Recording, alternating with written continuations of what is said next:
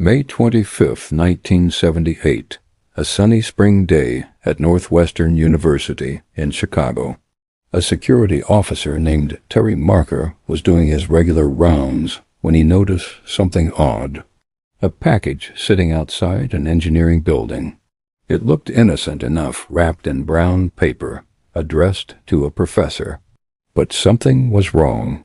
The return address said it came from another university. The professor's name was spelled incorrectly. Terry picked it up. It felt strange, heavy. He decided to open it, just to be safe. The explosion tore through his hands. Terry survived, but he was badly hurt. Blood everywhere, burns across his body.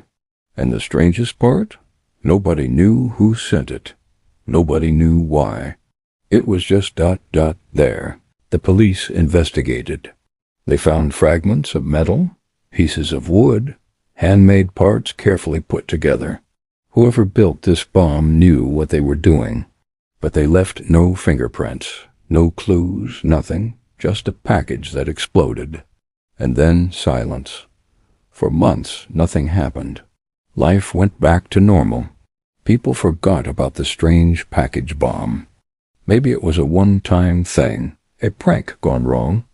An accident. But it wasn't. 1 year later, May 1979, Northwestern University again. A student walked into a room used by graduate students. Sitting on a table was a box. It looked like a gift, wrapped nicely with a bow on top. Curious, he picked it up, shook it a little, then opened it. BOOM. Another explosion.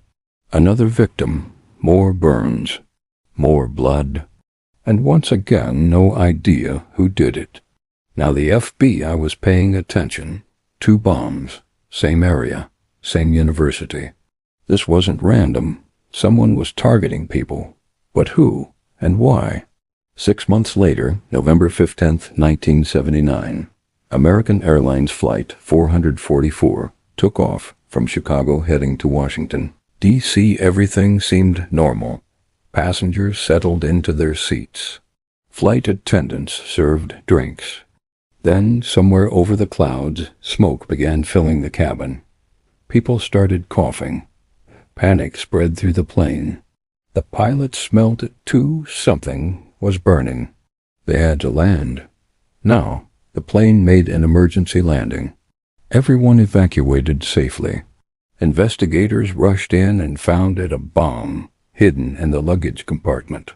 It had started to go off but didn't fully explode. Engineers examined the device later. Their faces went pale. If that bomb had worked properly, it would have blown the entire plane apart. Everyone on board, hundreds of people, would have died. This changed everything. This wasn't just about hurting a few people anymore. This was mass murder, attempted terrorism, and the bomber was getting better, more dangerous. The FBI created a special task force.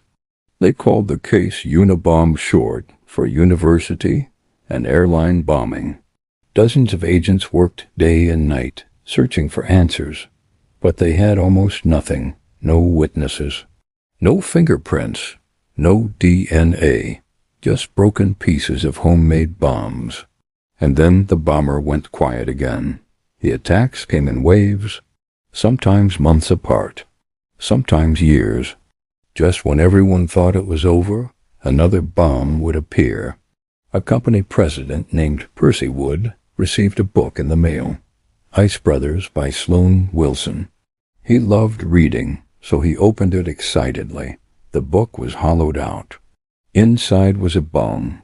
The explosion covered Percy in burns. Shrapnel cut through his skin. He survived, barely. Spent weeks in the hospital. A secretary at Vanderbilt University opened a package addressed to her boss. 3 weeks in the hospital. A professor at Berkeley picking up a package in a faculty lounge. Explosion. Injuries. 5 more bombs in 1 year alone. 1 at Berkeley. 1 at a Boeing factory in Washington, 1 in Michigan. And then, December 11, 1985, everything changed again. Hugh Scruton owned a computer rental store in Sacramento. He was in his parking lot when he noticed a block of wood with nails sticking out of it. Looked like it fell off a truck. He bent down to pick it up. It exploded. Hugh died right there in the parking lot. Blood pooled around his body. Witnesses ran screaming.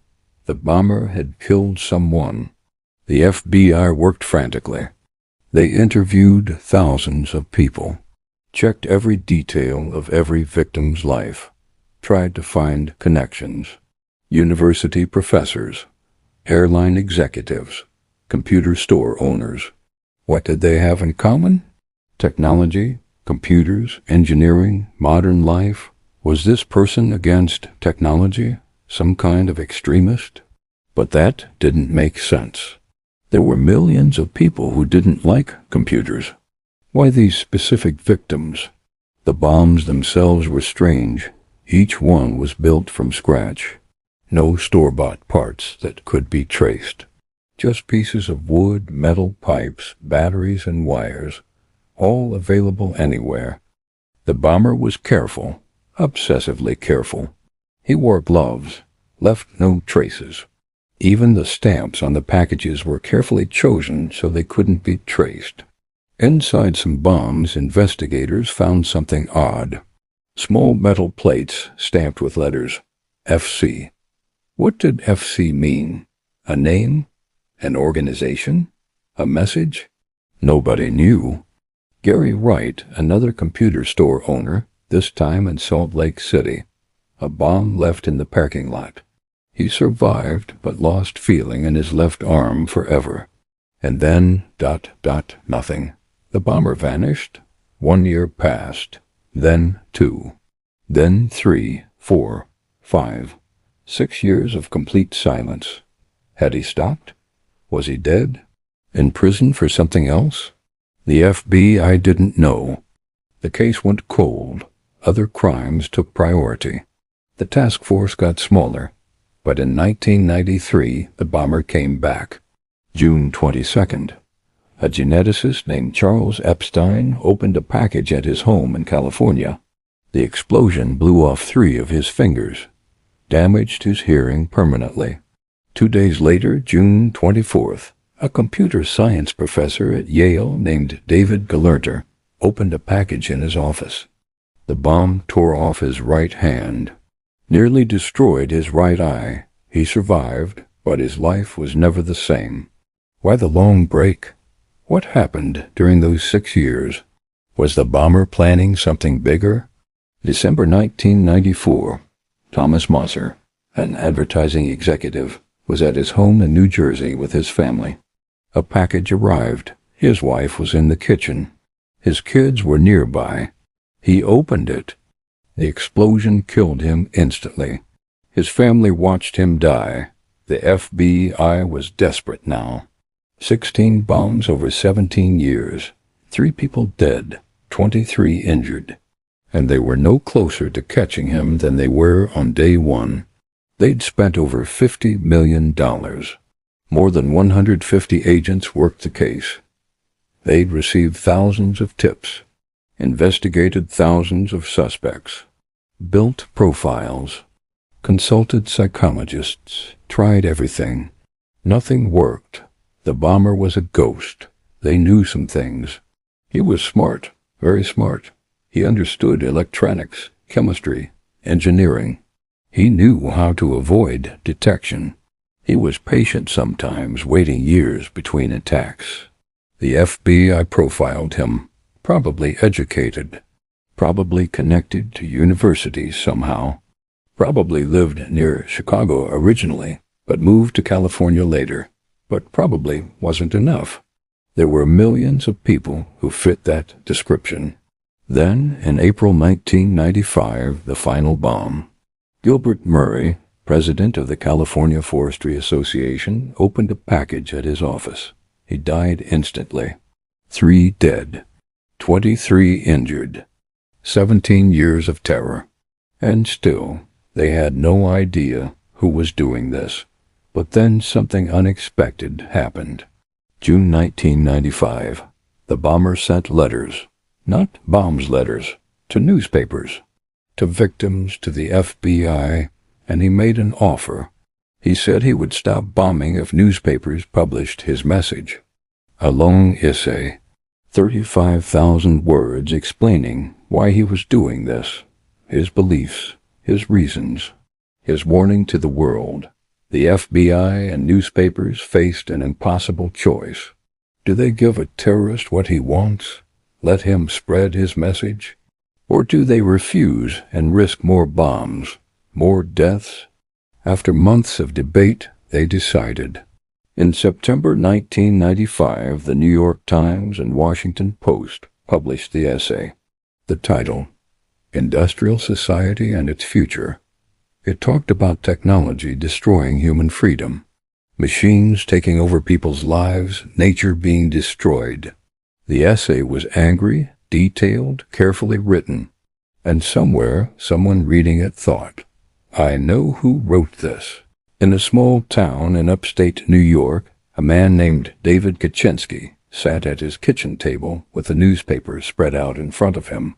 His wife, Linda, stood behind him. You need to read this, she said quietly. David didn't want to. He'd been avoiding it, but Linda insisted. She was a philosophy professor. She read a lot, and something about this essay bothered her. David started reading. The first page, the second, the third. His hands began to shake. The words, the way sentences were put together, certain unusual phrases that most people wouldn't use. Cool-headed logicians, sphere of human freedom. He'd seen these exact phrases before, years ago, in letters. Letters from his older brother, Theodore, Ted, the brilliant mathematician who'd gone to Harvard at 16, who'd become a professor at Berkeley at 25, who'd then quit everything and disappeared into the Montana wilderness to live alone in a tiny cabin. David hadn't spoken to Ted in years. Their relationship had fallen apart. Ted had become angry, bitter, hateful toward the modern world. He'd cut off almost all contact with his family. But David remembered his letters, long, angry essays about technology, about freedom, about nature being destroyed. And now, reading this manifesto, he heard his brother's voice. It can't be, David whispered, but Linda saw it too. The writing style, the ideas, David. It sounds exactly like him. David felt sick.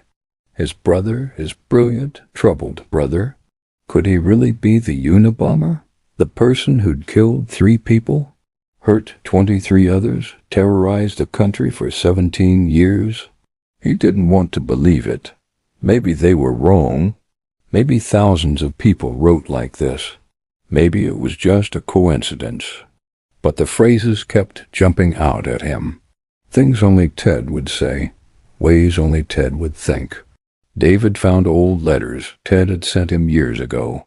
A 23-page essay Ted had written about technology and freedom. He compared them to the manifesto. The match was undeniable.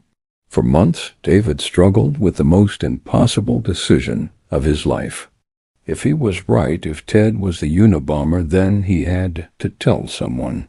More people could die. But telling meant betraying his own brother, sending him to prison, maybe even to his death. What if he was wrong? What if he destroyed Ted's life over a coincidence? But what if he was right and said nothing? What if another bomb killed another person and David had stayed silent? He couldn't eat, couldn't sleep. The weight of the decision crushed him. Finally, David made a choice. But he needed to be sure first. He hired a private investigator, someone to quietly look into Ted's background without alerting anyone. The investigator found things that made David's stomach drop. Times when Ted had traveled that matched up with bombing locations, receipts, connections, it all fit. David knew what he had to do, but he needed help. He contacted a lawyer in Washington, D.C. named Tony Bischegli, told him everything, the manifesto, the letters, his suspicions about Ted. Tony contacted the FBI. At FBI headquarters, agents were drowning in tips. Thousands of people had called after the manifesto was published. Everyone knew someone who hated technology. Everyone had a theory. But when Tony Bischegli called with David Kaczynski's information, something was different. The agents listened carefully. This wasn't a random tip. This was specific, detailed.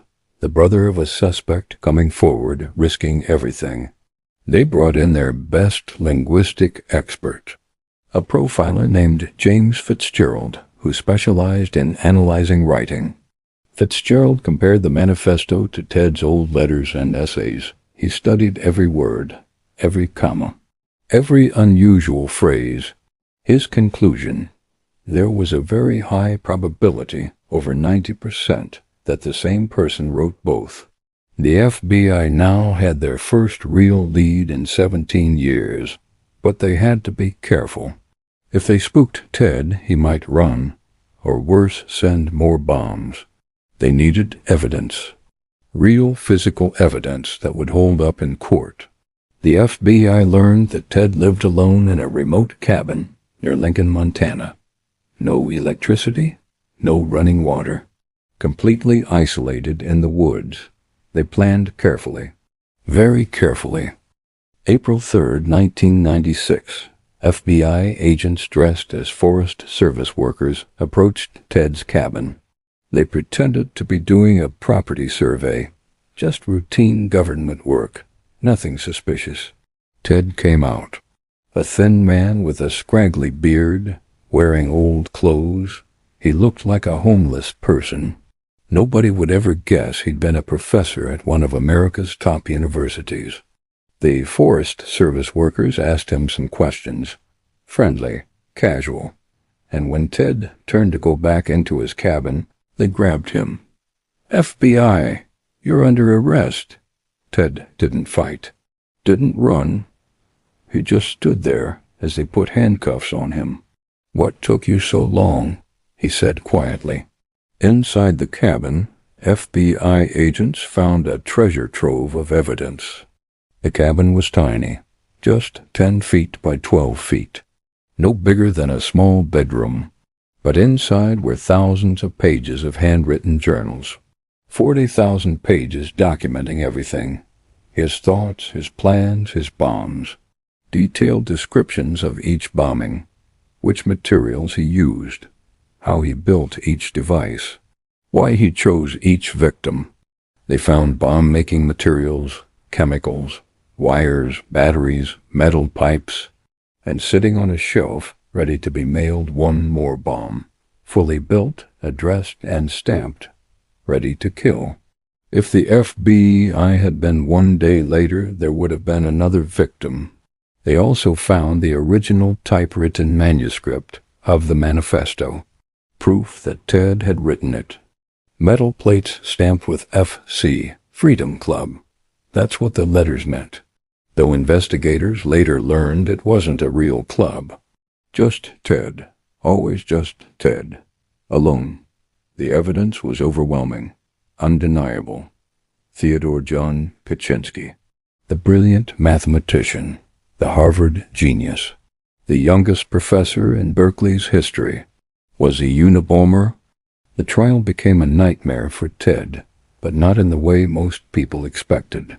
He didn't deny what he'd done. He was proud of it. In a twisted way, he wanted to use the trial as a platform, a way to spread his anti-technology message to the world. But his lawyers had a different plan. They wanted to argue that Ted was insane, that mental illness drove him to violence, that he wasn't responsible for his actions. Psychiatrists examined him. They diagnosed him with paranoid schizophrenia. They said his mind was broken, that the Harvard experiments might have damaged him, that isolation in the woods had made him worse. Ted was furious. He wasn't crazy. His ideas made sense. Technology was destroying humanity. He was the only one brave enough to fight back.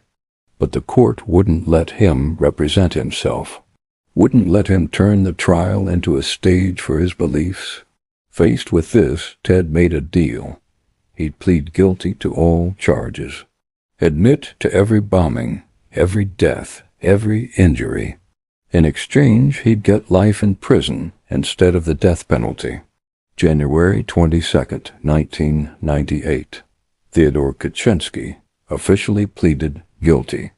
3 murders, 23 attempted murders, countless other charges, life in prison, no possibility of parole.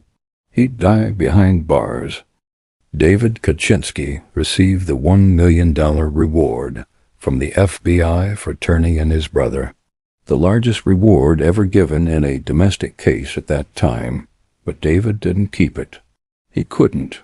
How could he profit from his brother's crimes, from the deaths of innocent people? He gave almost all of it away. $630,000 went to the victims and their families. People who'd been hurt, people who'd lost loved ones, people whose lives had been destroyed. The rest went to lawyers and taxes. David also became an activist against the death penalty. The experience with Ted watching the government try to execute his brother changed him. He spent years trying to save other people from execution. He wrote letters to Ted in prison, tried to reconnect, tried to explain. Ted never responded, never forgave him. In Ted's mind, David had committed the ultimate betrayal. Ted spent years in a maximum security prison in Colorado, isolated, alone, just like he'd been in his Montana cabin, but now with walls he couldn't leave. He continued writing, more essays, more manifestos, defending his actions, insisting he was right. Some people, a small but growing group, actually agreed with him. They called themselves primitivists or neo-Luddites. They shared his essays online, discussed his ideas. They didn't support the violence, but they understood his anger about technology taking over human life. Universities even put his manifesto on reading lists. Students analyzed it, debated it. Some found truth in his warnings about technology and freedom, even while condemning his murders.